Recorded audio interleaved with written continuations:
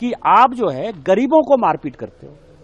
वहां जो है मुकेश अंबानी साहब रहते हैं, मराठी तो बहुत कम बोलते हैं, हिम्मत है तो जरा उनके पास चले जाओ। माहिम में जो है सारे मुसलमान हैं, हिम्मत है तो तुम वहां चले जाओ। स्टेट बैंक ऑफ इंडिया का चेयरमैन मराठी नहीं बोलता है, वो तो आंध्र का है, तेलुगु बोलता है बेचारा, आप उसको जरा मारपीट करके देखो। LIC का जो चेयरमैन है वो नॉर्थ ईस्ट का है, भानु, जरा उसको जरा मारपीट करके देखो।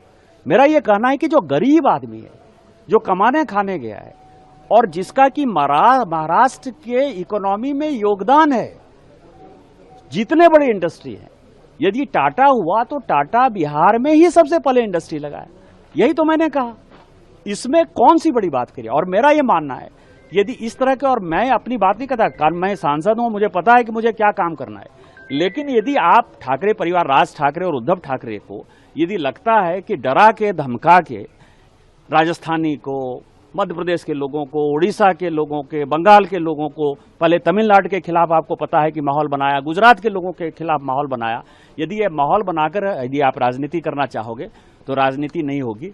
और जब आप इन राज्यों में जाओगे, चाहे आप तमिलनाडु में जाओगे, चाहे आप केरल में जाओगे, चाहे आप कर्नाटक में जाओगे, तो वो सब भी जो है आपको पटक पटक के मारेंगे। मैंने ये बात कही और मैं अपनी बात फिर से दोहरा रहा हूँ। जो आपका महाराष्ट्र को लेकर जो टिप्पणी था, उसमें संजय राउत का जो स्टेटमेंट आया है, क्या कहना है? देखिए, किसी टिप्पणी पर मुझे कुछ नहीं कहना है।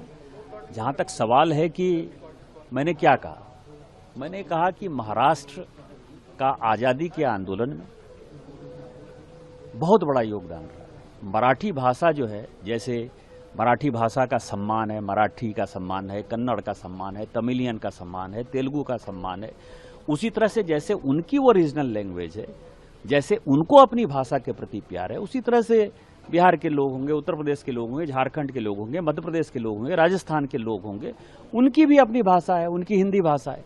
तो किसी भाषा के आधार पर यदि ये लुम्पेन एलिमेंट ठाकरे परिवार जो है यदि मारपीट करता है तो हमारे बर्दाश्त के बाहर है। दूसरी बात मैंने कही, जिसको कि बड़ा तोड़ मरोड़ कर पेश किया गया, कि महाराष्ट्र का इस देश के इकोनॉमी में बड़ा योगदान है, उससे कोई डिनाई नहीं करता।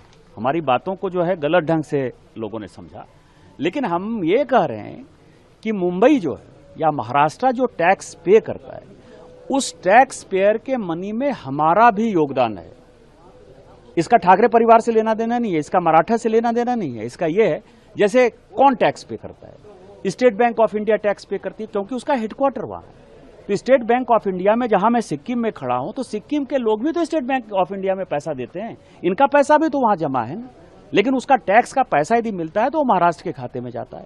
LIC है, इतनी बड़ी इंश्योरेंस एजेंसी है, उसका हेडक्वार्टर कहां है।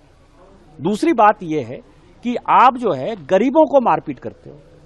वहां जो है मुकेश अंबानी साहब रहते हैं, मराठी तो बहुत कम बोलते हैं, हिम्मत है तो जरा उनके पास चले जाओ। माहिम में जो है सारे मुसलमान हैं, हिम्मत है तो तुम वहां चले जाओ। स्टेट बैंक ऑफ इंडिया का चेयरमैन मराठी नहीं बोलता है, वो तो आंध्र का है, तेलुगु बोलता है बेचारा, आप उसको जरा मारपीट करके देखो। LIC का जो चेयरमैन है वो नॉर्थ ईस्ट का है, भानु, जरा उसको जरा मारपीट करके देखो। मेरा यह कहना है कि जो गरीब आदमी है, जो कमाने खाने गया है और जिसका कि महाराष्ट्र के इकोनॉमी में योगदान है, जितने बड़ी इंडस्ट्री है, यदि टाटा हुआ तो टाटा बिहार में ही सबसे पहले इंडस्ट्री लगाया।